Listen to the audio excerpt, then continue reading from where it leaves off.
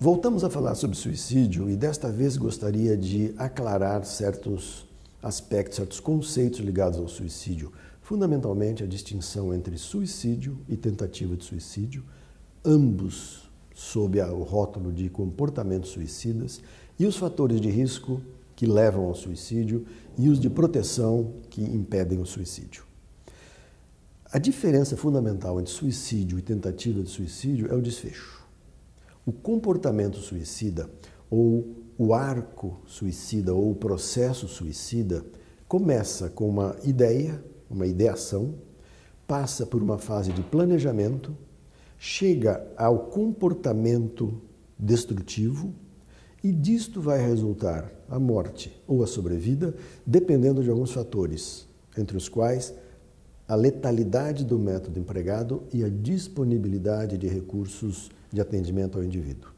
Então, o indivíduo pensa, planeja, comete o ato e disto pode resultar o óbito.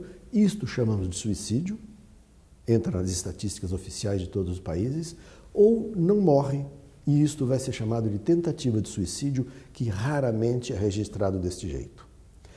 O único país do mundo que registra tentativa de suicídio nacionalmente é a Irlanda, nenhum outro país faz isto. E aqui no Brasil, por exemplo, se o indivíduo faz uma tentativa de suicídio ingerindo uma substância tóxica, provavelmente o registro do pronto-socorro vai ser intoxicação por produto A, B ou C. Dificilmente se registra tentativa de suicídio por ingestão de A, B ou C. Entretanto, do ponto de vista clínico e mesmo demográfico, são populações distintas. No mundo todo, nós notamos que o suicídio predomina em homens idosos, sexo masculino e idade avançada. E as tentativas de suicídio predominam em mulheres, sexo feminino e mais jovens.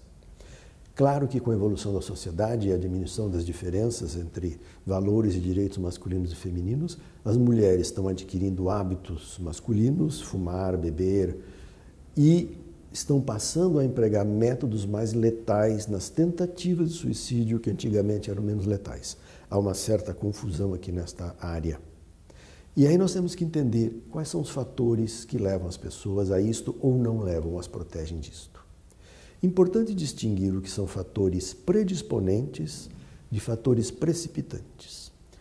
Os predisponentes são distais, os precipitantes são proximais, e é aquilo que a população geral e a mídia consideram como causa do suicídio.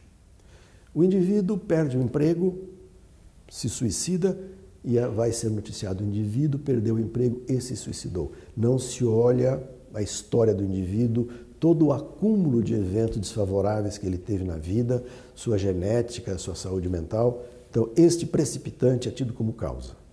Suicídio é uma condição de multicausalidade. Não existe uma causa única. Existem fatores de risco que predispõem o indivíduo, como vimos, os homens idosos, sobretudo solitários, têm uma predisposição maior que as mulheres idosas, também solitárias, mas que têm uma rede social diferente dos homens.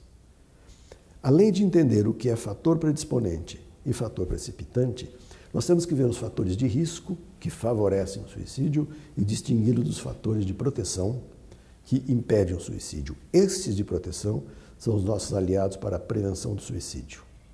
Como fatores de risco, há aqueles sobre os quais não se pode fazer nada, o sexo não se muda, a idade não se rejuvenesce. Entretanto, há dois fatores de risco importantíssimos para reter, sobretudo para os médicos. Um fator de risco fundamental para o suicídio é a presença de doença mental. Não qualquer doença mental, mas 4 sobretudo: os estados depressivos, alcoolismo, transtorno de personalidade tipo impulsivo ou borderline e esquizofrenia. A frequência de suicídio nessas populações é muito mais alta que em populações que não têm nenhuma dessas doenças.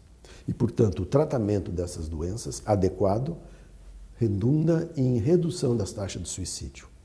E, por outro lado, o isolamento social é um importante fator de risco do suicídio.